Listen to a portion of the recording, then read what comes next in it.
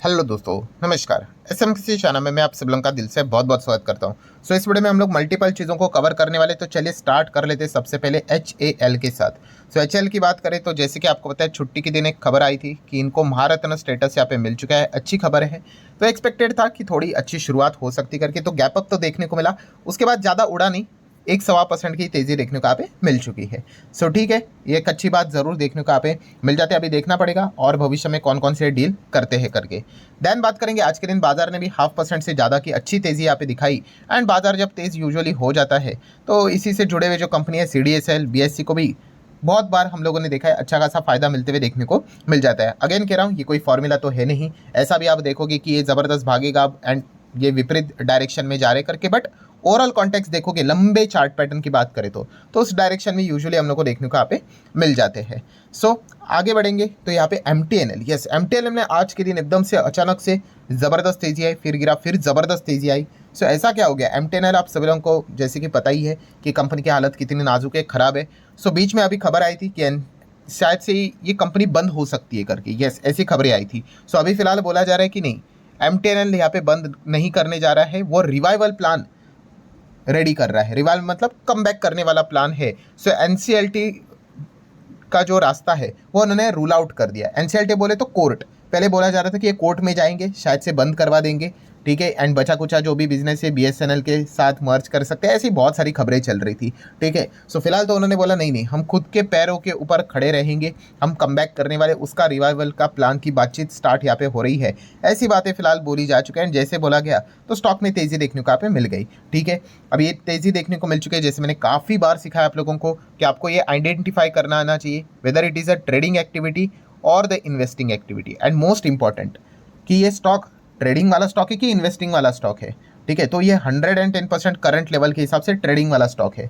Investing वाला stock कौन सा होता है? ये जो फॉर्मूला मैंने काफ़ी बार बोला है, जिसका चार्ट पैटर्न से हायर हाई जा रहा है, ठीक है, वो कंपनी इन्वेस्टमेंट वाली। आप पहले एक प्राइमा फेसी एविडेंस के थ्रू एक ओवरव्यू करने के लिए आप उसको कंसिडर कर सकते हो, ठीक है। जो कंपनी ऐसे लेफ्ट टू राइट, जिसका चार्ट पैटर्न हमें लेफ्ट टू राइट ऊपर जाने वाला चाहिए ना, एज ए इन्वेस्टर हमें फायदा होगा तो, ठीक है। तो लेफ्ट टू राइट नीचे है, छोटे मोटे जंप दिखाएंगे बीच बीच में, ठीक है। अभी जिनको पढ़ने में इंटरेस्ट नहीं है, जिनको बड़ी पिक्चर देखने में इंटरेस्ट नहीं है, ठीक है, वो क्या करते हैं, ऐसे माहौल में फंस जाते हैं।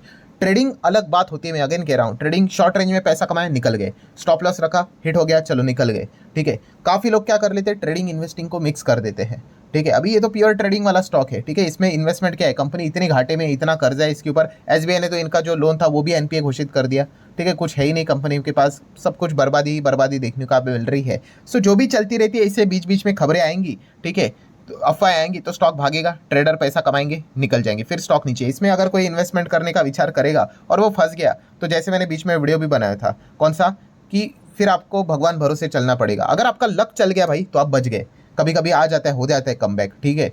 बट अगर नहीं हुआ तो भाई अटक गए, क्योंकि ये कंपनी में है ही क्या भाई, बड़े इन्वेस्टर तो आएंगे नहीं, ठीक है। एंड बड़े इन्वेस्टर ही तो बड़ा बल्क में बाइंग करते हैं, तब जाके बड़े वॉल्यूम्स के साथ स्टॉक भागता है। तो वो तो चीज़ें होती नहीं, बीच में खबरें आएंगी जिसके चलते वो ऐसे ही भागे। ये देखो सडनली भागेगा, ये कोई बड़ा इन्वेस्टर नहीं है, ये ट्रेडर है भाई, पैसा कमा कर निकल गए, ठीक है। तो इस चीज़ को समझो, वरना शेयर बाजार में अटकते ही रहोगे। इसलिए मैं कहता हूँ हमेशा, जिसको बिजनेस की समझ है भाई, वो बराबर जाएगा यहाँ पे। जैसे मैंने काफ़ी बार आपको समझाया है कि नोकिया, अभी नोकिया कैसी कंपनी है, एक ज़माने में ज़बरदस्त थी फ़ोन की कंपनी, आज क्या है उसकी हालत आपको भी पता है, ठीक है। तो वहाँ पे ऐसे बीच बीच में सर्कल्स बनेंगे, बट इट नॉट, मतलब बोलते हैं ना, इन्वेस्टमेंट वाली कंपनी वो नहीं है, ठीक है। तो ये चीज़ें आपको समझ में यहाँ पे आना चाहिए। जिसका बिजनेस चल रहा है भाई वो अच्छी कंपनी, जिसका बिजनेस चल ही नहीं रहा है, ठीक है, वो डूबेगा। मतलब ऐसा नहीं होगा कि जाके सीधा जीरो बन गया करके, नहीं, वो जाएगा ऐसा बीच में जंप मारेगा, लोअर लो काटेगा, लोअर लो काटेगा, ठीक है। अच्छी कंपनी कौन सी, जो हायर हाई काट के यहाँ पे जाती है, देखो ये हाई था, ये हाई था, ये हाई था, ये हाई था, ऐसा हायर हाई तोड़ तोड़ कर वो आगे गया, वो अच्छा कंपनी है।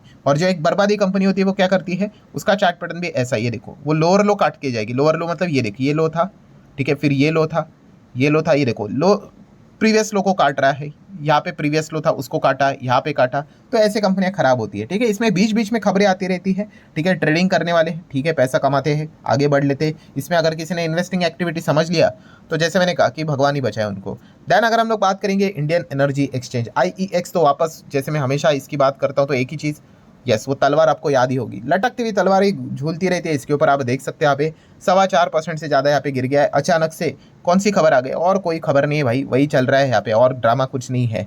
मार्केट कपलिंग, ये देखो एक ही शब्द रहेगा, मार्केट कपलिंग फेयर रीसर्फेस, मतलब शायद से हो रहा है करके ऐसी खबरें यहाँ पे आती रहती है भाई। एक बार हाँ नहीं तो ना बोल दो, मतलब बोलते हैं ना आर या पार चलेगा, बट ये अनसर्टेनिटी होती है ना, ये कंपनी शेयर को किल कर देती है। ठीक है, क्योंकि कोई देखो छोटा पैसा लगाना अलग बात होती है, ठीक है, बट बड़ा पैसा लगाना है जहाँ पे इतनी बड़ी अनसर्टेनिटी है, जहाँ पे कंपनी के बिजनेस को वो डिसीजन सिग्निफिकेंटली इंपैक्ट करेगा उसके रेवेन्यू में, प्रॉफिट में, तो बड़ा इन्वेस्टर तो पैसा यूजुअली लगाता नहीं है। ठीक है, आपको एक्सेप्शंस मिल जाएगी एक दो के, बट मैं ओवरऑल कॉन्टेक्ट की बात कर रहा हूँ। वो क्या बोलेंगे भाई, पहले ये बादल हटने दो अनसर्टेनिटी वाले, फिर उसके बाद मैनेजमेंट अपना प्रेजेंटेशन रखेगा कि क्या रेवेन्यू के ऊपर इम्पैक्ट है, प्रॉफिट के ऊपर इम्पैक्ट है, फिर आराम से डिसीजन लेंगे, ठीक है, कि जाना है नहीं जाना है करके।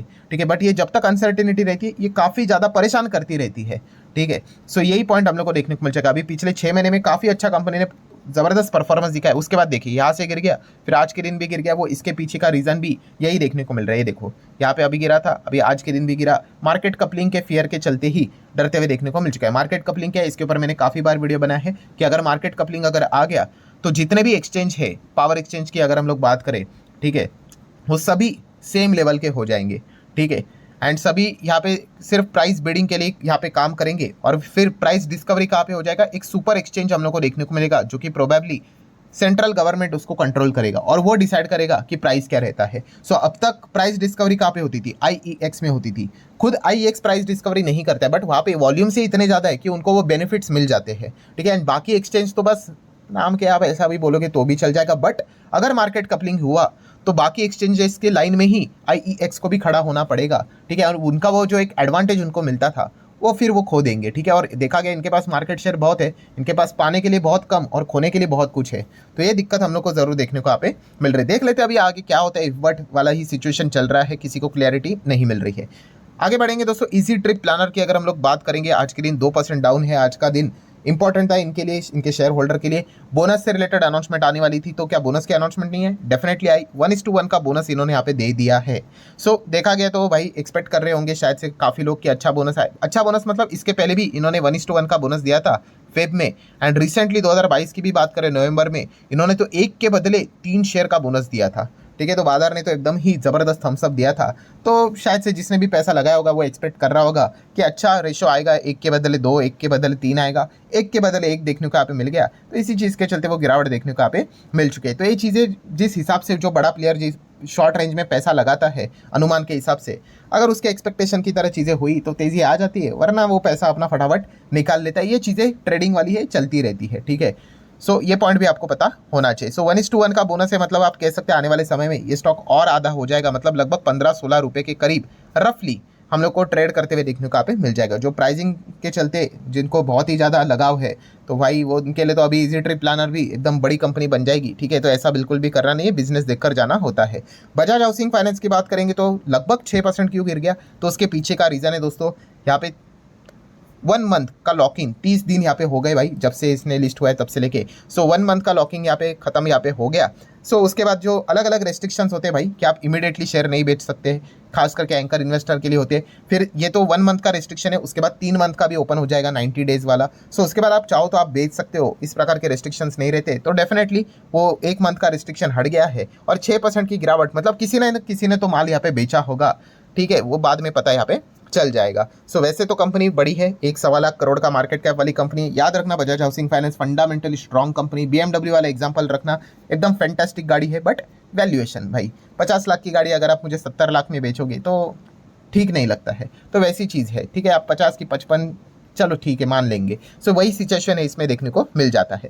देन बात करेंगे Q2 के रिजल्ट का सीजन यहाँ पे जारी है। सो एक्सेल टेक के नंबर हम लोग को आज के दिन देखने को मिलने वाले थे, मार्केट क्लोज जाने के बाद आए हैं। और एक्सेल टेक क्यों ज़्यादा फोकस में रहता है, बिकॉज जितने भी लार्ज कैप कंपनियां आईटी सेगमेंट में वो 5 साल में यूजुअली डबल के आसपास चलती है, जो कि आप देख सकते हैं TCS ने डबल दिया है, इन्फोसिस ने भी ऑलमोस्ट डबल दिया है, विप्रो ने भी डबल दिया है, टेक महिंद्रा की भी बात करें तो वो भी देख सकते हैं 5 साल में डबल है। बट एक्सेल टेक अलग दुनिया में चल रहा है भाई, 250% के रिटर्न्स है। सो इसने एकदम ताबड़तोड़ रिटर्न्स दिया। ऐसे कंपनी ने अच्छे नंबर दिखाना भी इंपॉर्टेंट है, वरना प्रॉफिट बुकिंग के चांसेस भी बड़े स्तर के ऊपर यहाँ पे बन जाते हैं। सो कैसे रहे नंबर, कंपनी के रेवेन्यू 28,862 करोड़ का रेवेन्यू है, एंड नेट प्रॉफिट 10.5% की जंप देखने को मिले 4,235 करोड़। तो नंबर कैसे, ठीक नंबर है, ओके नंबर है, ज़्यादा कोई दिक्कत की बात नहीं। बट शॉर्ट रेंज वालों को कैसे लगते हैं नंबर, मतलब ये जो दाव लगाते हैं ना एस्टिमेटेड नंबर, तो एस्टिमेटेड नंबर काफ़ी अच्छे देखने को, मतलब एस्टिमेट को बीट किया है। यस, आप देख सकते हैं जितने लोगों ने भी अलग अलग एस्टिमेट लगा के रखे हुए थे, सबने कहा है कि हमारे एस्टिमेट को HCL टेक ने बीट यहाँ पे कर दिया है। मतलब शॉर्ट रेंज वालों को ये नंबर हम लोग को पसंद आते हुए देखने को यहाँ पे मिल सकते हैं। लॉन्ग रेंज वालों को वैसे भी मतलब फर्क यहाँ पे पड़ता है नहीं, एक एवरेज कंपनी तो एवरेज के हिसाब से, इनफैक्ट इसने एबनॉर्मल रिटर्न्स जरूर यहाँ पे दिए हैं, सो उनको वैसे भी कोई आपत्ति नहीं होगी। देन एंजल वन की अगर हम लोग बात करेंगे, एंजल वन के नंबर देखने को मिल चुके हैं। सो कैसा रहा रेवेन्यू कंपनी का? 1500 करोड़ का रेवेन्यू, एक्सपेक्टेशन कितना था पता है? ऑलमोस्ट 1200 करोड़। तो अच्छा है कि नहीं? 1500 डेफिनेटली अच्छा है, इससे आपके प्रॉफिटेबिलिटी की चांसेस बढ़ते हैं। और इसी चीज़ के चलते प्रॉफिट कितना है पता है? कंपनी का एक्सपेक्टेड था 406 407 करोड़, आया कितना? 423.38 करोड़। सो रेवेन्यू और प्रॉफिट दोनों की अगर हम लोग बात करें, रेवेन्यू एंड प्रॉफिट दोनों एस्टीमेट को बीट करते हुए देखने को यहाँ पे मिल रहे हैं। सो एंजल वन का परफॉर्मेंस भी अच्छा देखने को यहाँ पे मिल चुका है। इन कंपनीज का अभी का तक का परफॉर्मेंस अच्छा ही था। अभी इनके एक्चुअल अग्नि जो परीक्षा है, हाँ, वो अब से स्टार्ट यहाँ पे हो चुके हैं। जो सेबी ने नियम कानून बदले हैं, तब पता चलेगा कि कंपनी के आने वाले समय में रेवेन्यू, प्रॉफिट, सारी चीज़ें कि कैसे निकल कर आती है करके, ठीक है। फिर क्वार्टरली ईयरली चेक करना पड़ेगा, क्योंकि जो नियम यहाँ पे बदले हैं इस चीज़ के चलते अभी वॉल्यूम्स धीमे धीमे कम होते हुए देखने को मिल जाएंगे। आ जाते हैं आखिरी स्टॉक के ऊपर, डीमार्ट। डीमार्ट तो आप देख सकते हैं 8.25% तक क्रैश होते हुए देखने को मिल गया। इतना हैवी वेट कंपनी, इसके पीछे का रीज़न है पहले तो कंपनी के नंबर एस्टिमेट को मिस करते हुए देखने को मिल गए, एंड ऊपर से ब्रोकरेजेस ने क्या कर दिया, इसको डाउनग्रेड यहाँ पे कर दिया। जैसे कि मॉर्गन स्टैनली की बात करें तो इन्होंने यहाँ पे अंडरवेट कर दिया है और 3702 का टारगेट देके यहाँ पे रखा हुआ है। देन अगर हम लोग बात करेंगे दोस्तों, तो यहाँ पे रीजन भी बताया कि प्रॉब्लम क्या है यहाँ पे।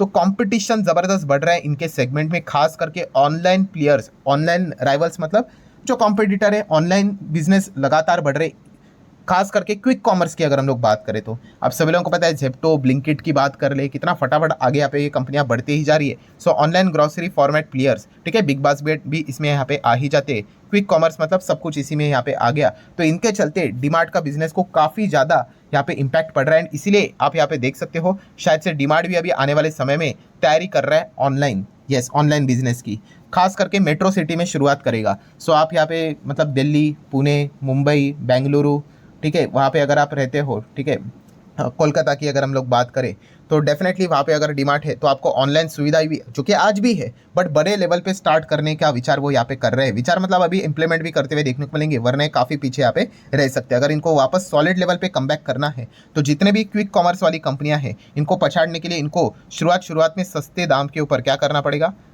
चीज़ों को ऑफर करना पड़ेगा, ठीक है। तभी तो जाके आपके लोग, मतलब लोग क्या करेंगे, आपका ऐप डाउनलोड करेंगे और वहाँ पे चीज़ें मंगवाएंगे, ठीक है। अगर बाकी क्विक कॉमर्स वाली कंपनियाँ आपके घर में सामान अगर 20 रुपया लेकर आती है और आप भी 20 रुपया रख रहे हो, तो हम क्यों आपका ऐप डाउनलोड करें? जो चल रहा है वैसी दुनिया चलती रहेगी। हाँ, अगर आप 15 लेते हो, 10 लेते हो, देन माइट भी ये चीज़ें हम लोग को देखने को मिल सकती है, बट जिंदगी इतनी सिंपल होने वाली नहीं है, बिकॉज जियो मार्ट भी इसी सेगमेंट में हम लोग को आते हुए देखने को यहाँ पे मिल चुका है। सो देख लेते हैं डीमार्ट का जो आगे का जर्नी है, चलता रहेगा, बट एक एवरेज परफॉर्मेंस के ओर से ही यहाँ पे वो आगे बढ़ता रहेगा। सो आशा करता हूँ वीडियो हेल्पफुल लगा होगा। चाहो तो लाइक एंड शेयर कर सकते हो। मिलते हैं नेक्स्ट वीडियो में, तब तक के लिए बाय बाय।